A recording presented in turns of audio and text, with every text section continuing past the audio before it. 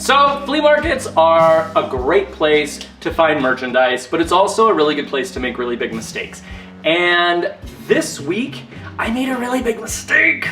I made a really big mistake. And not only did I make it for myself, I drug my poor innocent brother, wave, so that they can see you at home.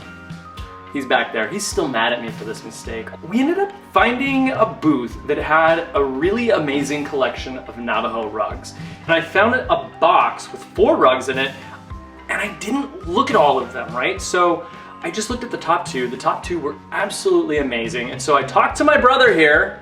I have you framed in my hands. I have acknowledged my presence. So I said, hey, little brother, let's go in half and half on this lot of rugs. I will take 2, you will take 2, and we'll just split it 50-50 right down the middle. Then we get home and we realize that one of these rugs is fake. It's a fake, it's not authentic, and not only that, it's in terrible condition. So the next dilemma is who's gonna get this rug? Like, as the big brother and as somebody who is incredibly mature and incredibly well-rounded and a very great... So we've got to find a game that's competitive, that one of us can win at, so somebody can also lose, and then get the crappy fake rug. I should have maybe just said, yeah, you know what, this was my fault, I did this, I'll take the crappy rug. But instead, I said, no, we're gonna go down the street to this brewcade by my house, and we are gonna duke this out over a game of Pac-Man. And whoever loses Pac-Man is going to have to take this crappy rug on, and it will then be theirs, and I don't care who you are, I don't care if you're my brother, this is the way that it's gonna go. Cash out. We can do a tab. You can put it all on his card.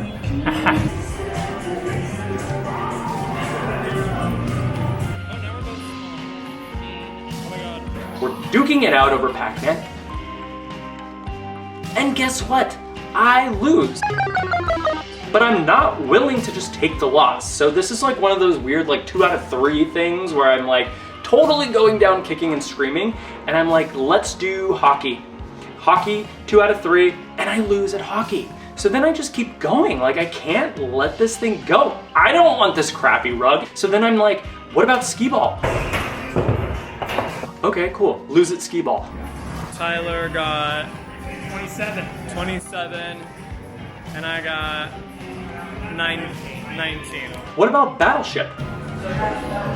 Okay, cool. Lose at battleship. At this point, like it's so far gone that I just have to accept my loss. This rug is now my rug. The newest addition to my collection is this guy here.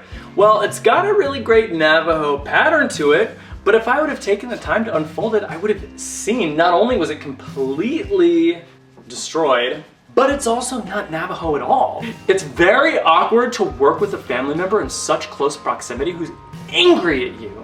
It's really difficult.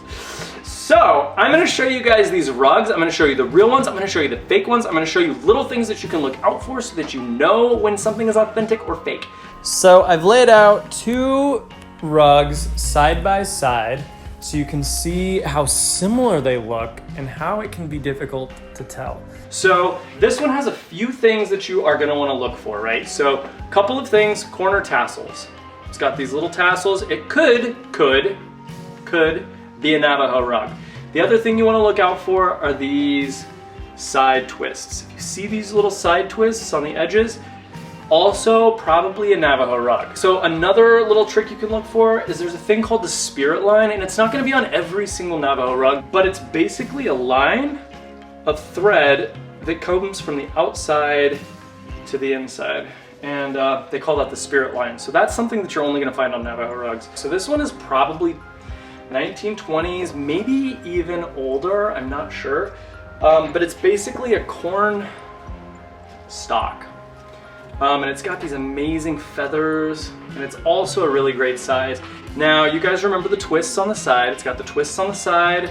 It's got the corner tassels. Something that you should be looking out for on these older ones is what's called lazy lines. And so this is where there's like a shift in the way that the weaving is being done, and you'll kind of notice that it'll have like a diagonal line through the wool. And that's called a lazy line. So that's something you're also gonna find on these Navajo rugs. These rugs are really amazing and there's something that you can keep an eye out for, but these are the things you gotta look out for because these can be really expensive mistakes. Now, while I was at the flea market, I also got something for my viewers. Baccarat is a really high-end brand of French crystal. It's all handmade, and that is what I have here. And I'm gonna give this away to one of my subscribers today. All you have to do is leave a comment, and you have to be a subscriber, so if you're not, all you have to do is subscribe.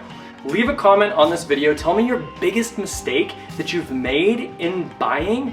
If you've bought something that was just an awful investment, or if you bought something that was a mistake, even if it's for yourself, leave a comment, let me know what it is. I'm gonna randomly pick one, and then I'm gonna ship this to one of my viewers. It's a really cool Baccarat dish. You can put like your keys in here, you can put like your pills in here, you can put like, sorry, did you not put your pills in your Baccarat dish? All right, ladies and gentlemen, make sure you leave your comment so that I can ship you your Baccarat dish because I don't want it here anymore.